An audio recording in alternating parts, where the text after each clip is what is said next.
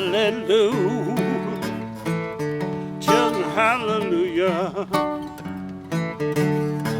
I belong to the band, hallelujah, hallelujah, hallelujah. I belong to the band.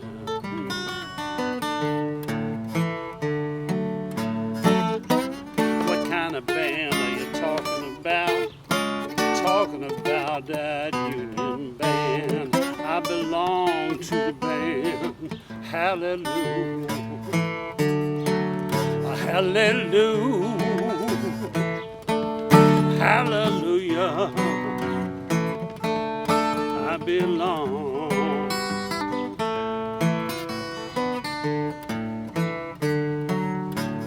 Now when I get to heaven, gonna sit right down, ask my Lord for my starry crown. I belong to that band. Hallelujah. Hallelujah. Yes, hallelujah. I belong. Hallelujah. One of these evenings, about 12 o'clock, this old world gonna reel and rock. I belong to that band. Hallelujah. Hallelujah. Hallelujah.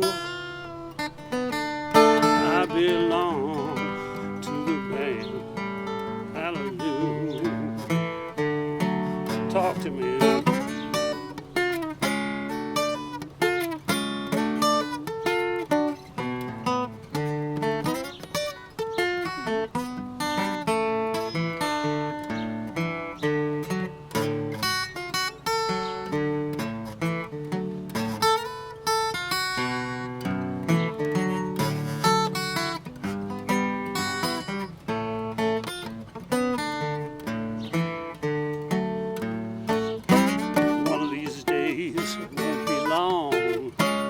Look for me and I'll be gone. I belong to that band.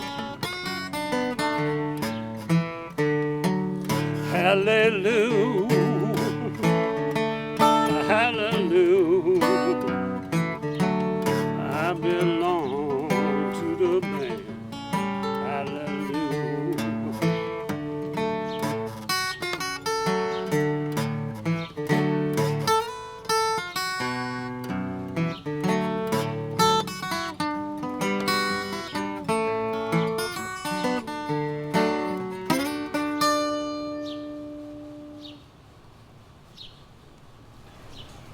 The Reverend was a great guitar player. He was one of the greatest guitar players who walked on this planet. But he was also a really stirring singer. When he sang, you believed him. And he reached all of us. He was a complicated man. His religion was real, but he was an earthy man too. And I remember taking him to a church one day. We were on the subway, and a lovely young woman came over to talk to him, one of his parishioners at a different church. And they spoke for a while. When she left, the Reverend said, I'm going to have to go visit her this Saturday. And I said, I'll take you, Reverend. He said, oh, no, I'm going to go by myself. I said, no, I'll take you. No, I'll go by myself. I said, Reverend, I was going to bring my girlfriend to meet you, but I don't know now. He says, oh, you can bring her. Yeah, but I want to bring her back. He said, well, you can bring her back too, but she won't be satisfied. That was Reverend Gary Davis. I remember one night when I was playing at the Gaslight in Greenwich Village, and Stephen Grossman, who probably was closer to the Reverend than any of his students, was giving a concert in the church down in the village, not far from the Gaslight. We all did concerts at the church. And the Reverend went to this conference. The Reverend went to this concert, and then he came to the Gaslight. I didn't know any of this was going on. I don't think Stephen did either, but because he didn't come with the Reverend. The Reverend came, I don't know who was leading him that night. And I saw him in the audience. So I played the tune I'm about to play and talked about him. And he stood up and gave a very brief, cogent sermon, which began with, "I have no children, but I have sons." So the Reverend claimed me, and Stephen, and probably quite a few others.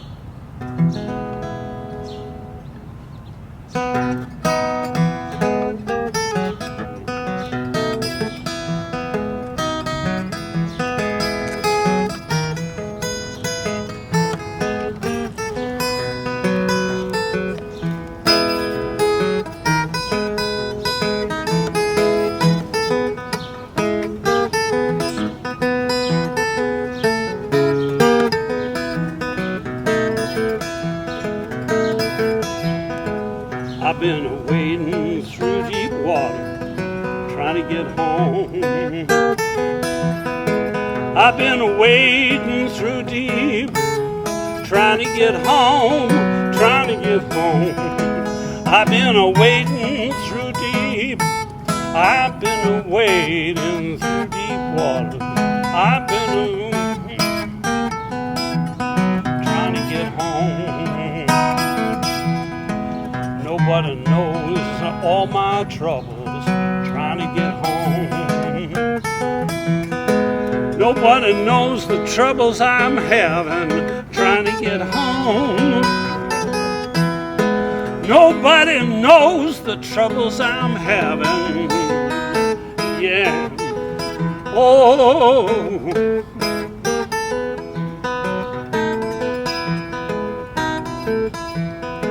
I've been moaning, I've been crying, trying to get home.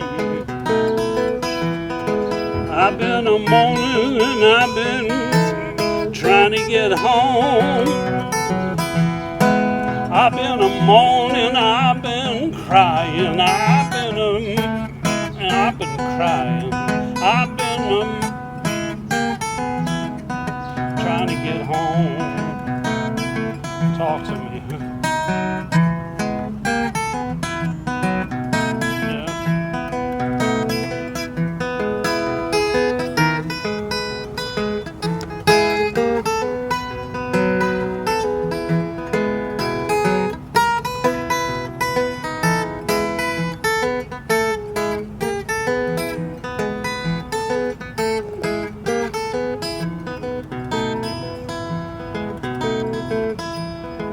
I'm gonna rest from my labors when I get home. I'm gonna sit down and rest from my labors when I get home. I'm gonna sit down and rest from my labors. I'm gonna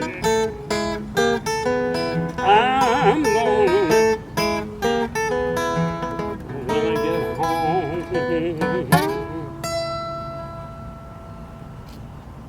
I was walking down Bleecker Street and I saw the sign Reverend Gary Davis this afternoon. It was the middle of the afternoon. I went in and paid my money, and oh, he was amazing. So afterwards I screwed up my courage and I said, "Reverend, could I take guitar lessons from you?" And he said, "Sure, $5. Bring the money, honey." That was the Reverend. And the first few times that I went to visit him, he was in a tiny shack in between two high-rises in the Bronx. And it was a funky place. But what happened then is that one of his songs, Samson and Delilah, was recorded by Peter, Paul, and Mary. They called it "If I Had My Way." And they discovered there was no copyright on it. And they had learned it from the Reverend singing. So now all props to them, because they went and found the Reverend and brought him to the lawyer's office. And the lawyer asked him if he'd written the song. And truthfully, he hadn't. So he waited a while, and then he said, "It came to me," which was the truth. There's nobody else who alive at that time or at this time who could have logically claimed to have written it. So it had to be copywritten by someone, and he was the man because he was the guy who was doing it in the 60s, I guess that was. So after that, he got all kinds of royalties for that song, and he moved to a beautiful little place at the end of the line in Manhattan, I think it was. Might have been in the Bronx. It was way at the end of the line, and all the houses looked identical, so you had to know the house number. But it was a nice little place, and I think his last years were in comfort. And shortly after that, he was discovered by the college crowd, and he used to do concerts for college people, but he never stopped singing in his church and preaching. You ever get to witness the cool side of him when his wife wasn't around? Yes. Basement, like, Oh, yeah. a little bit maybe? Well, he didn't have to be drinking. If she wasn't around, he might play some blues. And I only had one lesson in the basement, and he brought me down to the basement because he wanted to show me his new BB gun. You have to understand that the Reverend had guitars stolen from him regularly. The first I ever heard of him was at Eddie Bell's guitar shop when I saw J200, and I asked about it. He said, I'm holding that for what he said, for a Negro man who puts a little money on it every month, and that could only have been Reverend Gary Davis. So he got a new BB gun. If you woke him in the living room, he had always claimed he wasn't asleep, but you could come along and wake him, and the first thing you do is draw a gun. But with the BB gun, he brought me down to the basement, and he showed it off very proudly, and then started firing it. And the BBs were ricocheting everywhere. Nobody got hurt. The Reverend was not born blind.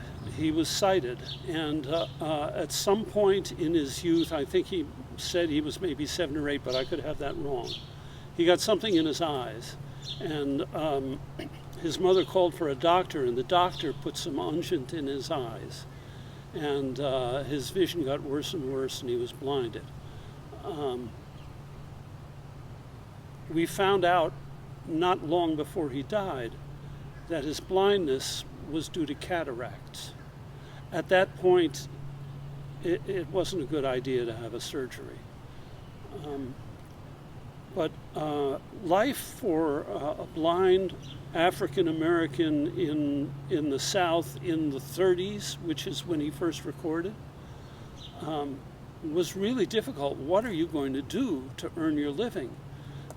Really the best thing to do was to play music on the streets. And that's why there were so many blind black street singers. And the Reverend learned some of his tunes, I believe, from Blind Willie Johnson. There's some I never heard anybody else do, and his repertoire was enormous. And you were asking me before about Annie, and when she wasn't around, he might sing some blues or some kind of racy songs. Sally, where'd you get your liquor from? Way downtown.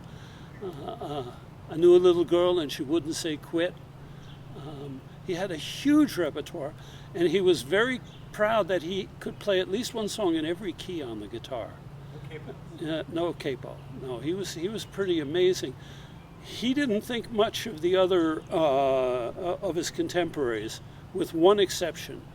He respected Blind Blake, and Blind Blake was the only other singer guitar player who was his equal and maybe even superior, and he respected Blind Blake. He used to say on record, nobody could beat Blind Blake, and I think he was right. Oh yeah. Well, one of the connections is the griot tradition is not written, and although I believe the Reverend could read Braille, he went to a school for the blind. He didn't bother with it very much, and I don't know if he could have written Braille. So everything that he had was in his memory, and that's a connection with the griot. And then a lot of his songs, some of the best ones, are story songs. You know, Samson and Delilah. It's the story. My favorite tune of his was something he called the Crucifixion, a pretty long tune, but just great guitar playing and a beautiful, beautiful thing.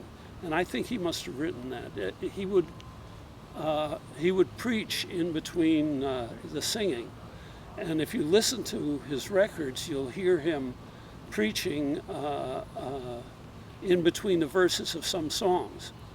And the guitar playing he does underneath that preaching is totally mind-blowing. It's incredible. It was the Reverend. He had quite a right hand, didn't he? And left hand. If you see the videos of him, his left hand looks like he's not doing anything at all. And he influenced a lot of players in the 60s with the idea of the moving bass against the treble. And that tune I was talking about, the Crucifixion, goes, and it starts something, I never learned it, but it would be,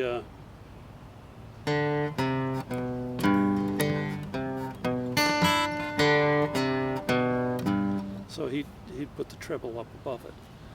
And there's a bunch of us who got, through that stuff, got interested in ragtime. And the Reverend had some pieces he called ragtime, but we actually, there was a guy named Dave Laidman who played the old classic written rags, which were classical music to the people who wrote it, and not to anybody else. You know, Scott Joplin was the most famous rag writer. He wrote 2 operas. One of them was lost, the other one's been performed a couple times, Treemonisha. I was at a few services. I had to lead him.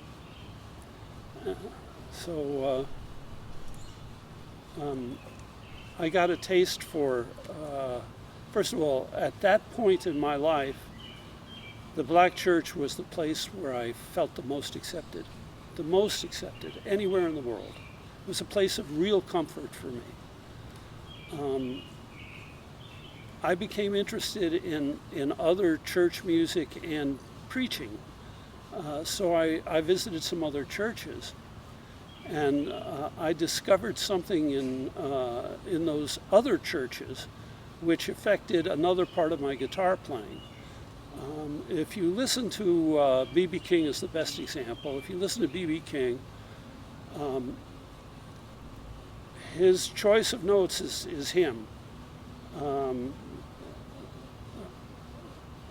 But his phrasing is a preacher's. He played a lot of rests, and you discover after a while that was something that a lot of people missed when they studied B.B. King. But I heard it as preaching.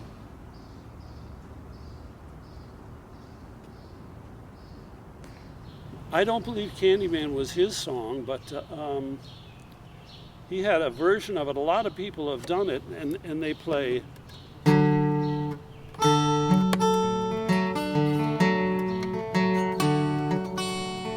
Reverend didn't play it that well. His thumb went backwards. He hit the high note first.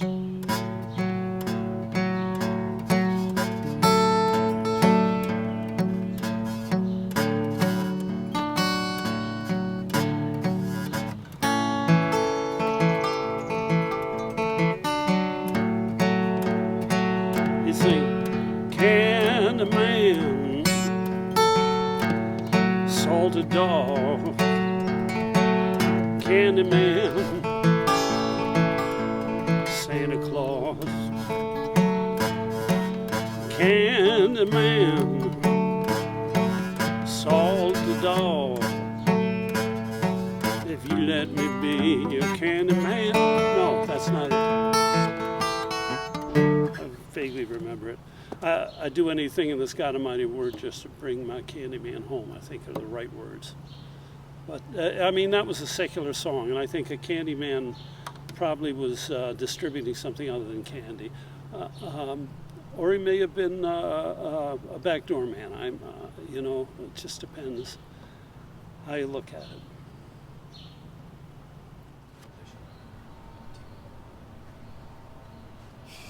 I think what music does, good music, is it transports the listener. It takes him outside of himself. And so that's, I think, what musicians are supposed to do, and the best ones do that.